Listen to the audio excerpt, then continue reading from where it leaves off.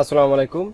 CSS এর এই সিরিজের ছোট্ট একটা ভিডিওতে আপনাকে স্বাগতম। কিভাবে সিএসএস কমেন্ট লিখতে হয়, তো এর জন্য আমি বোর্ডের মধ্যে কিছু একটা লিখতেছি, যেমন H1 by heading tag paragraph tag লিখলাম, এখানে লরেম এর কিছু সাম ট্যাগস এখানে লিখলাম টেক্স।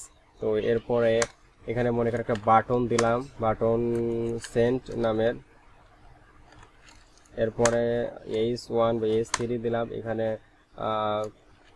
কমেন্ট CSS লিখলাম। এরপর আমাদের আউটপুটে আমি এই পাশে রেখে দিয়েছি যেন আপনাদের দেখতে সুবিধা হয়। তো এখানে আমি একটা বাটন ইউজ করছি, প্যারাগ্রাফ এবং হচ্ছে H3। তো আমরা জানি CSS লিখতে হয় টাইটেল, যেহেতু আমরা ইন্টারনাল CSS নিয়ে কাজ করতেছি, এরপর জন্য টাইটেল এবং হেডারের মাঝামাঝিতে আমাদের স্টাইল লিখতে হয়। তো এখানে আমরা লিখলাম হচ্ছে বাটন, আমরা বাটন নিয়ে কাজ করবো, ঠিক আছে। তারপরে জন্য বিটি বাটন, তারপরে আমাদের যেহেতু আমরা এটি কিন্তু বাটন, এটা কিন্তু আমরা কোনো ক্লাস ইউজ করিনি, আমরা আইডি ইউজ করিনি, এটা হচ্ছে এলিমেন্ট সিলেক্টর। ওকে, তো মনে কর বাটনের ব্যাকগ্রাউন্ড কালার মনে করেন হচ্ছে রেড করে দিচ্ছি, এরপরে কালার মনে করেন হোয়াইট, ঠিক আছে। এরপরে এই যে বাটন এবং হচ্ছে এখানে যে হাইট উইথ মনে একটু বাড়াই দেই 40 পিক্সেল এবং উইথ মনে করেন এখান থেকে 70 পিক্সেল অথবা 60 পিক্সেল করে দিতে পারি। ওকে, দেখা ভালো দেখানোর জন্য, দ্যাটস ইট।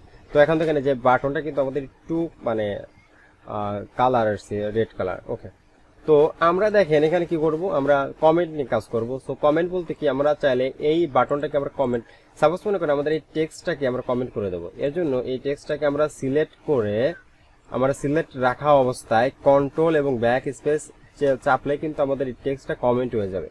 তো টেক্সট কমেন্ট হলে কি হয়, টেক্সট কমেন্ট হলে আমাদের এই টেক্সটটাকে এই ওয়েব পেজ HTML ওয়েব পেজটা ইগনোর করে।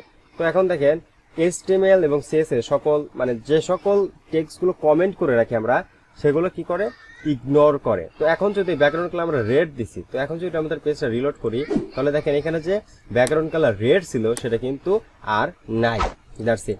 তো আপনারা কমেন্ট কয়ভাবে করতে পারেন, সো এর জন্য এই প্রথমে শুরুর দিক দেয়া ব্যাক স্পেস, তারপরে স্টার্ট, এরপরে যখন এখন ব্যাক স্পেস এবং স্টার্ট দিবেন, তখন দেখেন এই শুরুর থেকে শুরু করে মানে এই ব্যাকগ্রাউন্ড কালার থেকে শুরু করে লাস্ট পর্যন্ত কিন্তু কমেন্ট হয়ে গেছে। তো আমরা যাচ্ছি এরকম না, আমরা যাচ্ছি যে এই লাইনটাকে কমেন্ট করার জন্য। এরপরে এই যে এইখানে লাস্টের দিকে স্টার্ট এবং ব্যাক স্পেস দিলে আমাদের শুধু এই লাইনটা কমেন্ট হয়ে যাবে। তখন মাল্টিপল লাইন যদি কমেন্ট করতে চাই তাহলে কি করবে, মনে করেন আমাদের এখন ব্যাকগ্রাউন্ড কালার এবং এই কালার দুটোকে আমরা কমেন্ট করে দেবো, ঠিক আছে।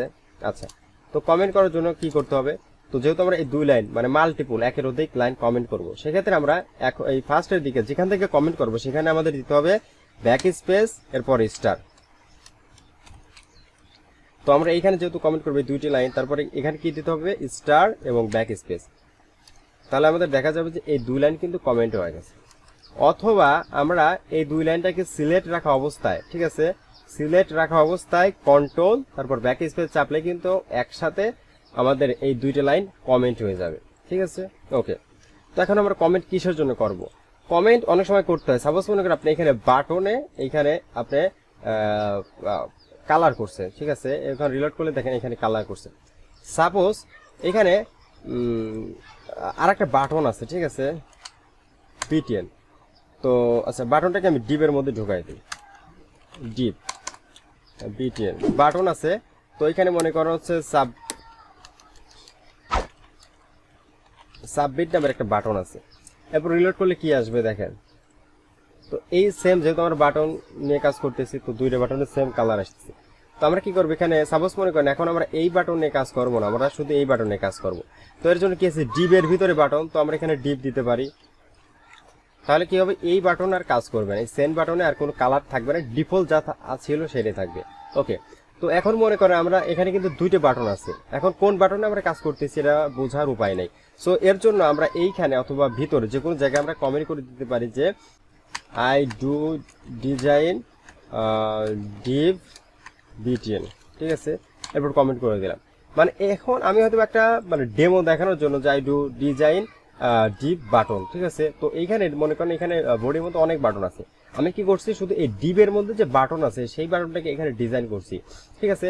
তো আমরা কিছু কিছু স্টাইলে কিছু আমাদের বোঝার জন্য কিছু ছোট ছোট টেক্সটকে আমরা কমেন্ট করে আমাদের মনে থাকার জন্য বা মনে রাখার জন্য এই কমেন্টগুলো আমরা দিতে পারি। তাহলে কি হবে, পরবর্তীতে যখন আমরা এই পেজ নিয়ে কাজ করব তখন আমরা খুব সহজে বুঝতে পারবো যে এখানে আমি এই কমেন্টটা ইউজ করছিলাম।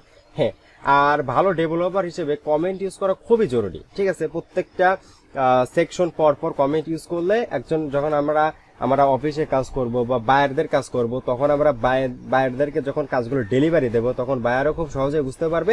ইভেন আমরা যখন পরবর্তীতে আমাদের কাজগুলো নেব বা কাজগুলো একটু মডিফাই করব বা আপডেট করব আমাদের ওয়েব পেজগুলো বা ডেভেলপার সাইটগুলোতে, তখন আমরা খুব সহজেই বুঝতে পারবো যে এইখানে কি কাজ করছি।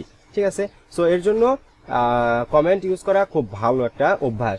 আশা করি আপনারা বুঝতে পারছেন কিভাবে সিএসএস তে কমেন্ট ব্যবহার করতে হয়। সো এই ছিল আজকের ভিডিও। আশা করি ভিডিওটি আপনাদের ভালো লাগছে। ভালো লাগে অবশ্যই একটা লাইক করেন, কমেন্ট করে আপনার মতামত জানাবেন। আর যদি কোনো কনফিউশন থাকে অবশ্যই ভিডিওর কমেন্ট বক্সে জানাবেন অথবা আমাদের গ্রুপে, ফেসবুক গ্রুপে জানাবেন। সো দেখা হবে নেক্সট ভিডিওতে। আল্লাহ হাফেজ।